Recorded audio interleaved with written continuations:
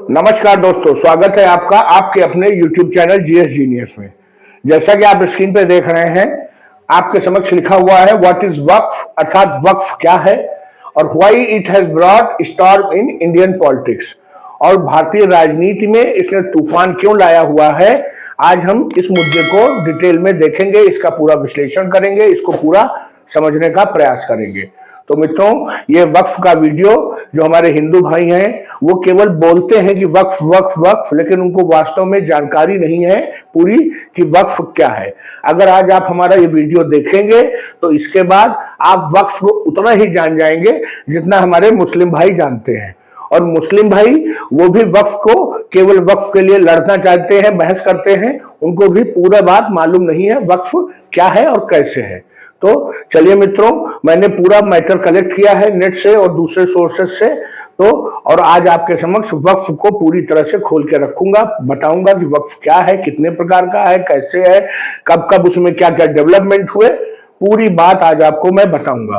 तो आप दोनों लोगों से मेरा निवेदन है कि इस वीडियो को पूरा देखिए, और वीडियो हो सकता है 20-25 मिनट का हो, लेकिन आप देखेंगे तो आप पाएंगे कि आपको कुछ न कुछ इसमें गेन जरूर हुआ है। तो चलिए मित्रों, इसके पहले मैं वीडियो को शुरू करूं, आपसे मैं रिक्वेस्ट करता हूं कि हमारे चैनल को सब्सक्राइब कर लीजिए। इस चैनल पे इसी प्रकार के समसामयिक जो मुद्दे हैं वो लगातार डाले जाते रहते हैं वीडियो के माध्यम से, और ये जो भी आज मैं जानकारी आपको दूंगा इसमें मेरा अपना कुछ नहीं है।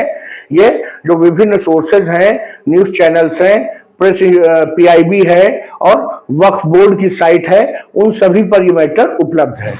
तो चलिए मित्रों, शुरू करते हैं वक्फ बोर्ड। तो जो ये वक्फ बोर्ड है, ये जो शब्द है वक्फ, ये कहां से आया? तो अरबी भाषा का एक शब्द है वक्फा। ये वक्फा से जो है, ये वक्फ जो है उर्दू में वक्फ शब्द आया है, और इस वक्फा का मतलब होता है टू स्टॉप और टू बाइंड, अर्थात रोक देना या बांध देना। किस चीज से आप रोकेंगे और किस चीज से बांधेंगे? तो जो प्रॉपर्टी है उसको आप रोक देंगे। किससे रोक देंगे? ट्रांसफर होने से रोक देंगे, खरीदने बेचने से रोक देंगे, दान देने से रोक देंगे, अर्थात किसी भी प्रॉपर्टी को रोक देना वक्फ के नाम पर। दूसरा तो स्टॉप मतलब लेना देना बेचना, इन सब चीजों में रोक देंगे, मतलब प्रॉपर्टी को एक प्रकार से स्टॉप लगा देंगे प्रॉपर्टी के ऊपर। इसका मतलब यह है कि कोई भी एक व्यक्ति, कोई भी एक इंडिविजुअल अपनी प्रॉपर्टी को रिलीजियस अर्थात धार्मिक, चैरिटी अर्थात जो परोपकार के कार्य हैं उनके लिए जो है इसको दान दे सकता है, और वो जरूरी है कि वो व्यक्ति इस्लाम से को मानने वाला हो, अर्थात इस्लाम को मानने वाला कोई भी व्यक्ति, कोई भी शख्स अपनी प्रॉपर्टी को चल अचल किसी भी प्रकार की, वो धार्मिक कार्यों के लिए, किस धर्म के लिए? इस्लाम के लिए, और उससे जुड़े हुए जो परोपकारी कार्य हैं उनके लिए वक्फ को दान कर सकता है, अर्थात वो धार्मिक कार्यों में अब प्रयोग की जाएगी। जो इस्लामिक लॉज है, अर्थात जो इस्लाम के अनुसार जो कानून है, वो जो एक बार प्रॉपर्टी वक्फ में आ गई उसको उसके बाद कोई भी क्लेम नहीं कर सकता है, कोई भी उस पर हक नहीं जता सकता है, और उसको ना तो बेचा जा सकता है, ना खरीदा जा सकता है, और ना तो दोबारा दान दिया जा सकता है। तो ये मैंने आपको बताया कि वक्फ का मतलब असली क्या होता है।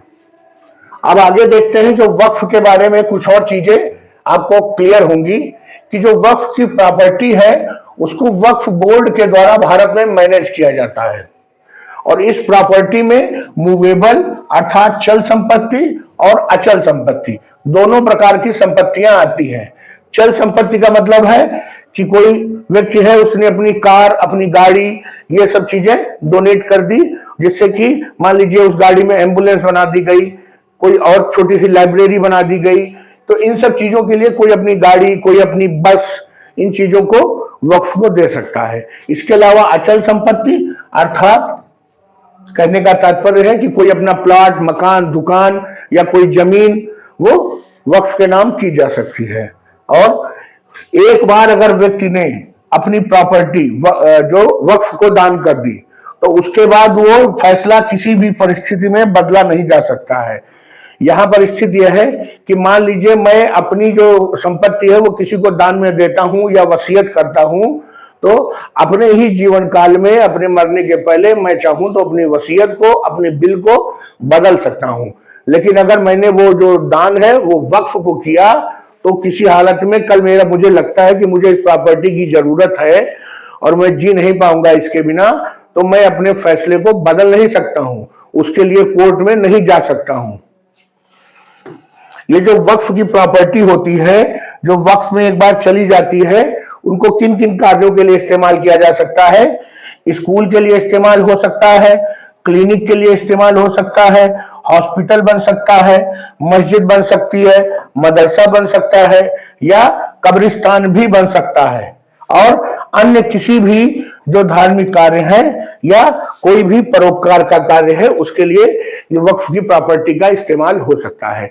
मान लीजिए कोई एक व्यक्ति है जिसकी एक बिल्डिंग है, व्यवसायिक कॉम्प्लेक्स है, और उसने वक्फ को दे दिया, तो अब उस बिल्डिंग में कब्रिस्तान नहीं बनेगा, लेकिन जो उस बिल्डिंग की दुकानें हैं, जो उसमें जो हॉल हैं, जो कमरे हैं, उनको किराए पर उठाया जाएगा।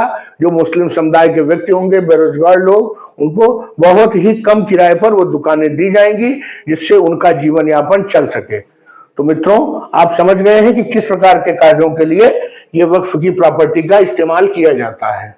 और जो वक्फ की जो आय होती है वक्फ की संपत्तियों से, मान लीजिए किसी ने अपना खेत दे दिया 10 बीघा है, अब उस पर खेती कराएगा वक्फ बोर्ड, किसी को नियुक्त करेगा उसका मैनेजर, तो जो भी खेती होगी उससे जो आय होगी, उससे जो विभिन्न मस्जिदों में जो इमाम की नियुक्ति की जाती है, तो उसको जो सैलरी है वो वक्फ की जो आय होती है उसी से दी जाती है। इसके अलावा अब जो है भारत के प्रत्येक राज्य में और भारत के प्रत्येक केंद्र शासित प्रदेश में, क्षेत्र में अपने अपने वक्फ बोर्ड हैं, और इन वक्फ बोर्ड को स्थापित करने का जो उद्देश्य है वो ये है कि जो वक्फ प्रॉपर्टी है वो इंडिविजुअल हाथों में न जाए, एक संस्था के पास रहे, और इसका जो दुरुपयोग है वो न हो, लोग अपने हित में ये जो अल्लाह की संपत्ति है इसका प्रयोग न करने पाए। तब आप समझ रहे हैं कि धीरे धीरे मैं आ रहा हूं कि वक्फ के डिटेल में आ रहा हूं। और भारत में 1954 में ये पहली बार प्रयास हुआ कि एक सेंट्रल वक्फ काउंसिल की स्थापना की जाए, जो सभी राज्यों के जो वक्फ बोर्ड हैं इन पर निगरानी रखे। भारत में वक्फ को जो है अनलिमिटेड पावर्स मिली हुई हैं, असीमित शक्तियां मिली हुई हैं। प्रैक्टिकली व्यवहारिक रूप से ये माना जाता है इस्लाम में कि जो वक्फ की प्रॉपर्टी है वो प्रॉपर्टी ऑफ अल्लाह है, अर्थात अल्लाह की संपत्ति बन गई एक बार अगर वक्फ में चली गई। और जो एक बार अल्लाह की संपत्ति बन गई, तो कौन ऐसा है जो अल्लाह की संपत्ति को बेच सकता है, खरीद सकता है? कौन उस पर क्लेम कर सकता है? न कोई व्यक्ति विशेष कर सकता है, न कोई संस्था कर सकती है। इसीलिए ये प्रयास किया जाता था कि लोगों में एक डर पैदा किया जाए अल्लाह के नाम पे कि अल्लाह की संपत्ति हो गई है, अब इसे खरीदिए बेचिएगा नहीं, अब इसमें कोई धोखाधड़ी मत करिएगा। तो अल्लाह के नाम पे डाल देने से व्यक्ति में खौफ आता है और उसके मन में विचार आता है कि कुछ मैं गलत नहीं करूंगा। तो वास्तव में वो परोपकार के लिए थी, लेकिन अल्लाह का नाम का उपयोग करके उसमें एक ऐसा कुछ शामिल किया गया जिससे लोग गलत करने से बचें। और ये बिलीव किया जाता है कि जो अल्लाह की प्रॉपर्टी है, ना तो उसे एक दूसरे को स्थानांतरित किया जाता है, ना उसको अपने कब्जे में लिया जा सकता है। ये सभी वक्फ की प्रॉपर्टी के बारे में प्रचलित है। भारत में दो प्रकार के वक्फ बोर्ड हैं, एक शिया वक्फ बोर्ड है, एक सुन्नी वक्फ बोर्ड है। क्योंकि भारत में शिया आबादी कम है और सुन्नी मुसलमान ज्यादा हैं, इसलिए जो शिया वक्फ बोर्ड की संपत्तियां हैं वो कम है कंपैरेटिवली, और जो सुन्नी वक्फ बोर्ड की संपत्तियां काफी ज्यादा हैं। तो आगे और देखते हैं। ये जो वक्फ प्रॉपर्टी है इनको दो श्रेणियों में हम बांट सकते हैं। एक है वक्फ अल औलाद और दूसरी होती है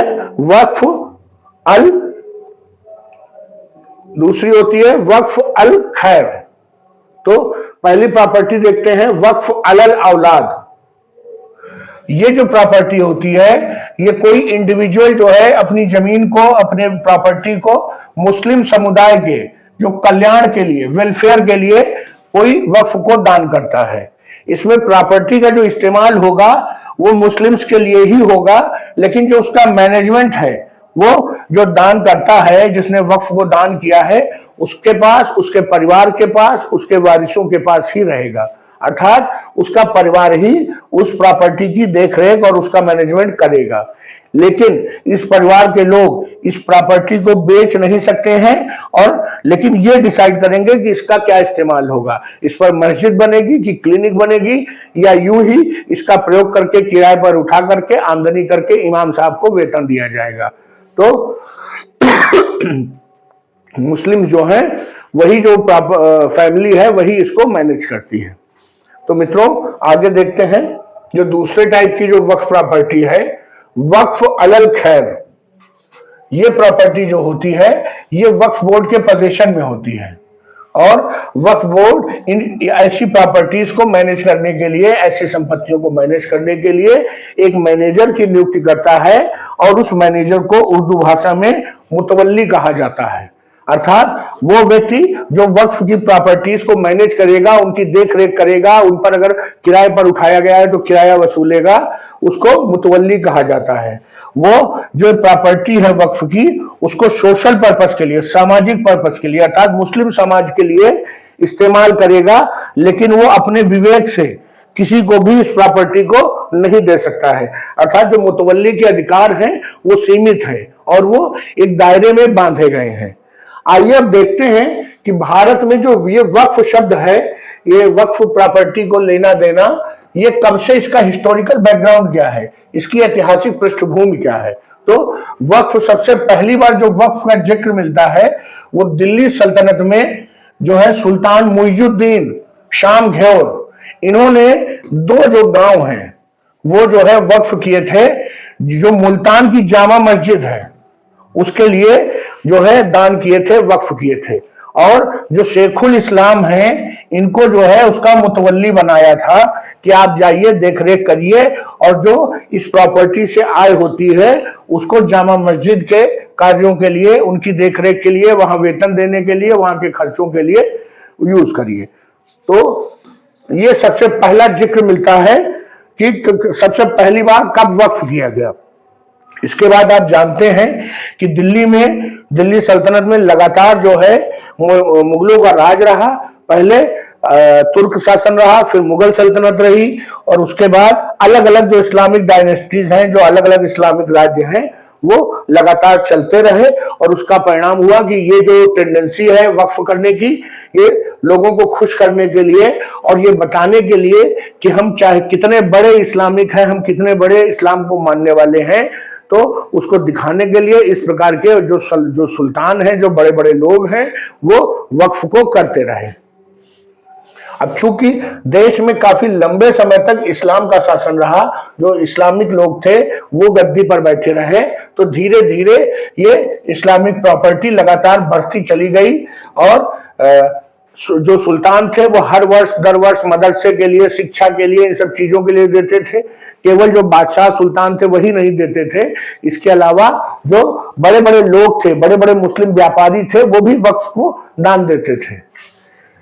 तो ये लगातार ये संपत्तियां बढ़ती चली जा रही थी। जब ब्रिटिश शासन में, जब भारत में मुगलों के बाद ब्रिटिश का शासन आया, तो उन्होंने प्रयास किया कि उनको लगा कि ये सब बोगस चीजें हैं, फर्जी हैं, इनको खत्म करना चाहिए। तो सबसे पहली बार 1913 में ये प्रयास हुआ कि वक्फ का जो अरेंजमेंट है, जो व्यवस्था है, इसको समाप्त कर दिया जाए। और ये जो मुद्दा है, ये वहां ब्रिटेन में, लंदन में जो प्रीवी काउंसिल है, जो उनकी सर्वोच्च संस्था थी किसी भी मुकदमे को सुनने के लिए, वहां तक ये मुद्दा गया। 1913 में 4 जजेस की, जो ब्रिटिश जजेस थे, उनकी बेंच के पास ये मामला गया। तो जो बड़ी पीठ थी उसने इस मैटर को सुना और डिक्लेयर किया कि जो वक्फ का अरेंजमेंट है ये इनवैलिड है, अर्थात अवैध है, बेकार है।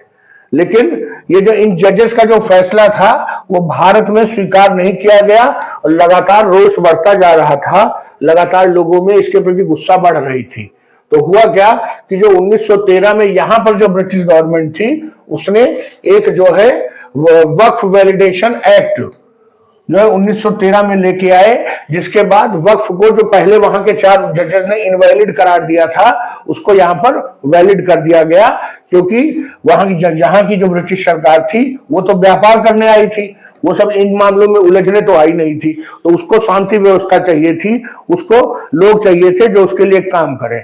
तो अगर वो इन सब मुद्दों को सुलझाती तो फिर व्यापार कैसे कर पाती। तो उसने क्या किया कि एक वक्फ वैलिडेटिंग एक्ट ले आए और उन्होंने यहां पर भारत में दोबारा वक्फ को वैलिड करार दिया।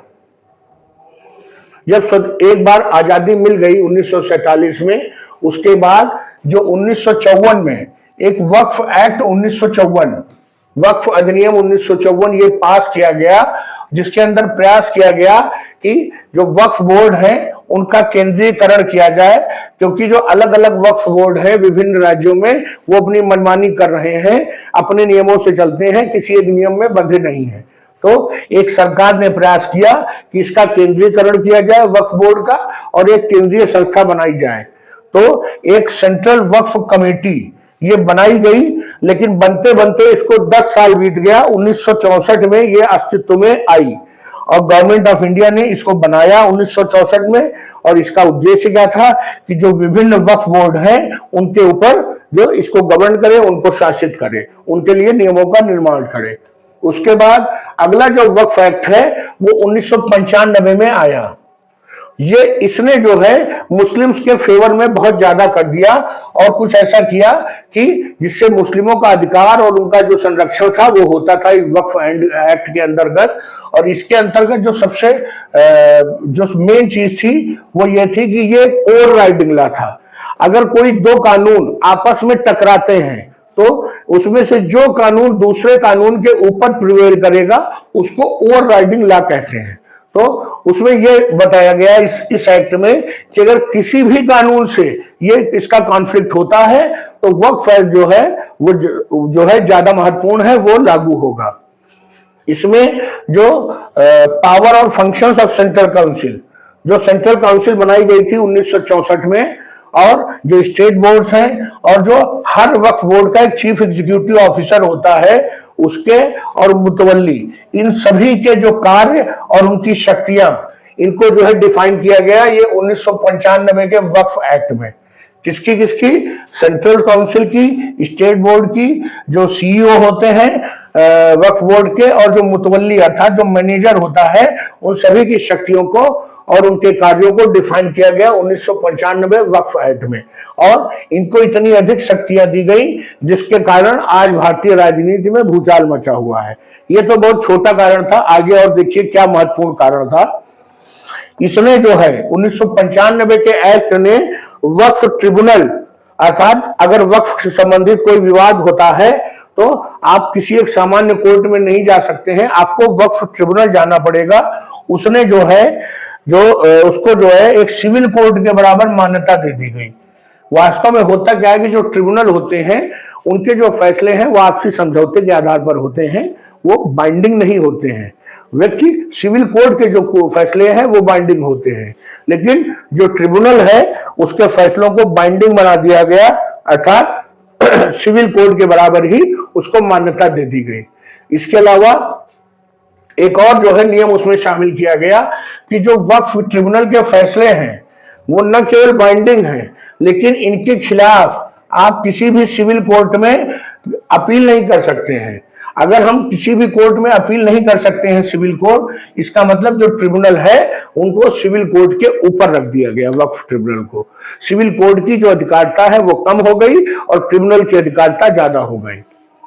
तो ये सभी जो चेंजेस किए गए उसके कारण जो वक्फ बोर्ड को व्यापक अधिकार मिल गए, और यही कारण है जिसके कारण आज भारत की राजनीति में भूचाल मचा हुआ है।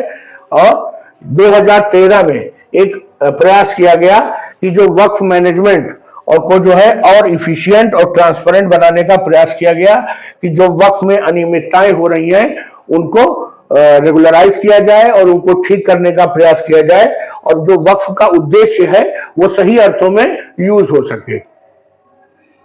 अब प्रश्न उठता है, क्या विश्व में सभी देशों में, ये इस्लामिक कंट्री जितने भी हैं, क्या सभी देशों में वक्फ की व्यवस्था है?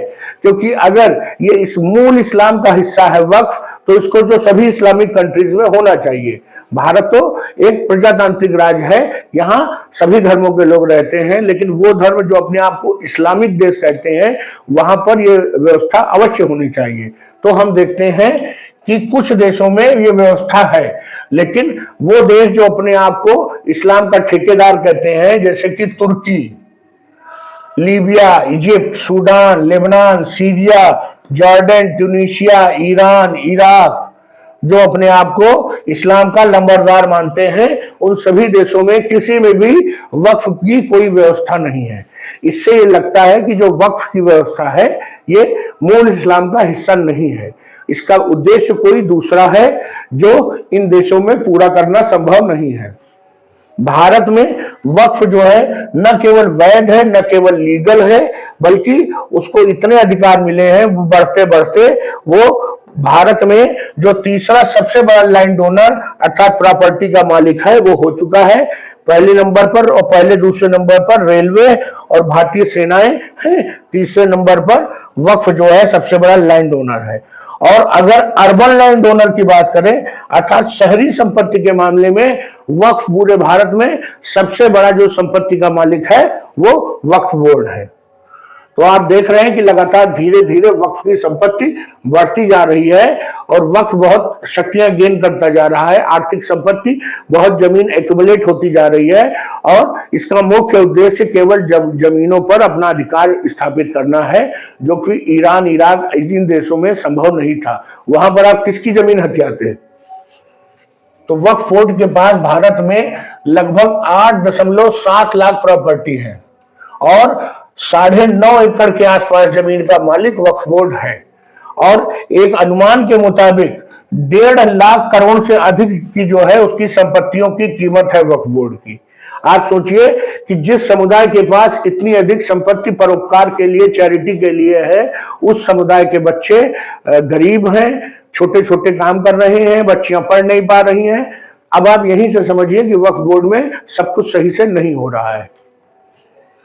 करीब 8,72,328 इमूवेबल अर्थात अचल संपत्तियां वक्फ के पास हैं और जो ये अचल संपत्तियां हैं वक्फ के पास वो सर्वाधिक उत्तर प्रदेश में है। अर्थात जो जमीन प्रॉपर्टी वाला है वो जो जहां पर अचल संपत्तियां जमीन, मकान, दुकान, वो सर्वाधिक जो उत्तर प्रदेश वक्फ बोर्ड है उसके पास है। अब जो ये अचल संपत्ति है उनकी संख्या करीब 16,713 है और ये वाली जो संपत्तियां हैं ये सबसे ज्यादा तमिलनाडु में है। तमिलनाडु का जो वक्फ बोर्ड है उसके पास सर्वाधिक ये संपत्तियां 16,713 है। अब ये जानिए ये जो वक्फ जो है भारत में सही से काम नहीं कर रहा है।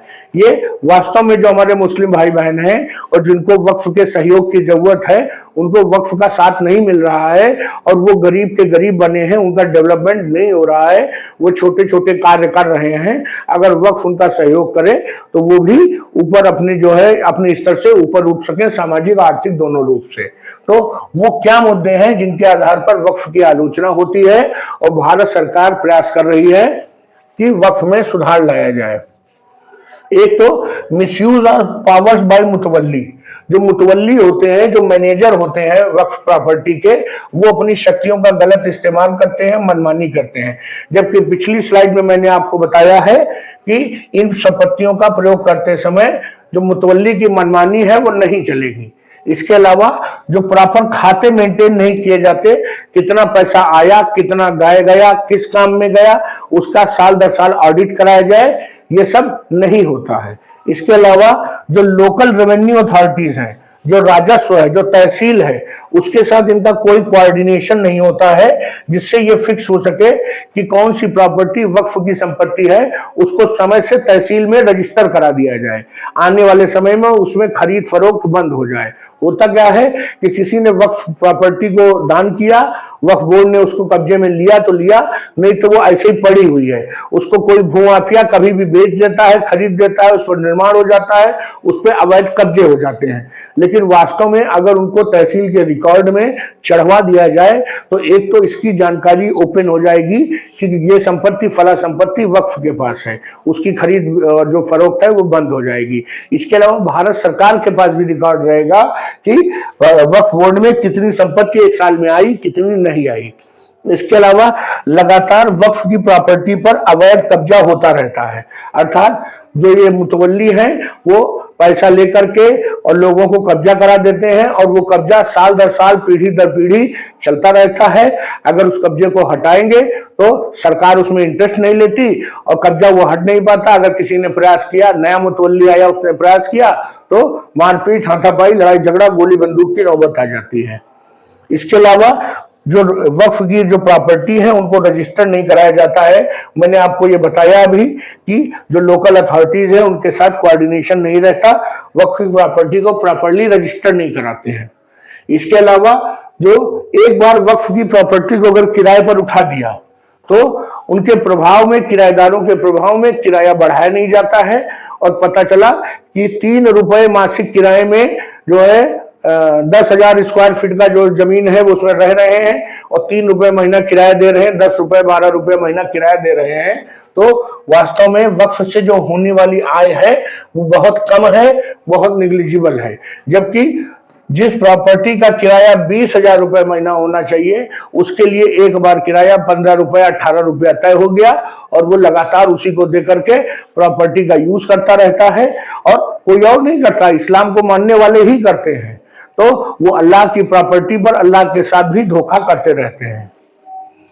इसके अलावा फॉल्स क्लेम्स आते हैं, जो वक्फ के झूठे क्लेम जो है प्रॉपर्टी को अपने कब्जे में रखने के लिए जो लगातार झूठे क्लेम आते हैं।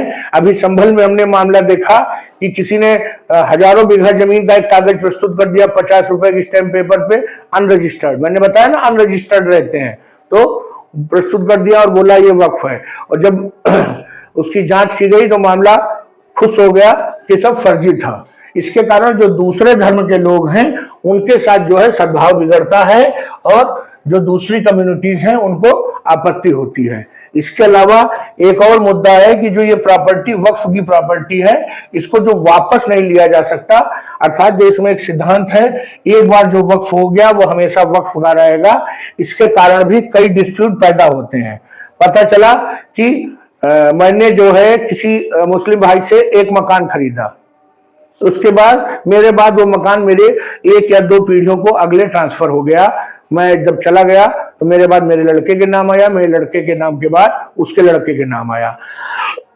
अब किसी ने ये बताया, किसी ने एक कागज प्रस्तुत किया और कहा कि ये जमीन जिनसे खरीदी गई थी उनके जो दादा थे वो वक्फ कर गए थे, तो अगर वक्फ कर गए थे तो मुझको कैसे जमीन बेचा, मुझको बेच दिया तो कोई बात नहीं, मेरे बाद कैसे ट्रांसफर हुआ, कैसे उसका नामांतरण हुआ।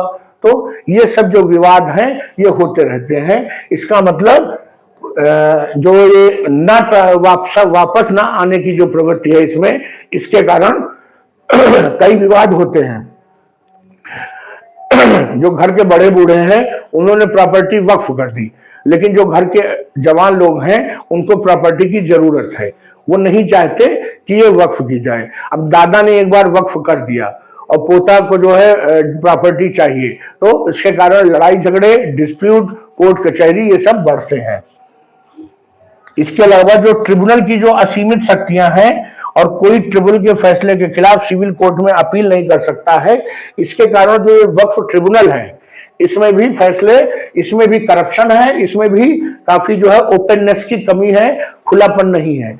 मान लीजिए 2 पक्षों में विवाद होता है ये वक्फ को लेकर के, तो वक्फ में जो बैठे हुए जजेस हैं, जो मध्यस्थ लोग बैठे हैं, उनको मालूम है कि मैं जो कहूंगा वही माना जाएगा, तो उस परिस्थिति में उनका प्रयास रहेगा कि मैं किसी एक पक्ष के फैसले में दूंगा तो क्यों ना उस पक्ष से कुछ ले लिया जाए।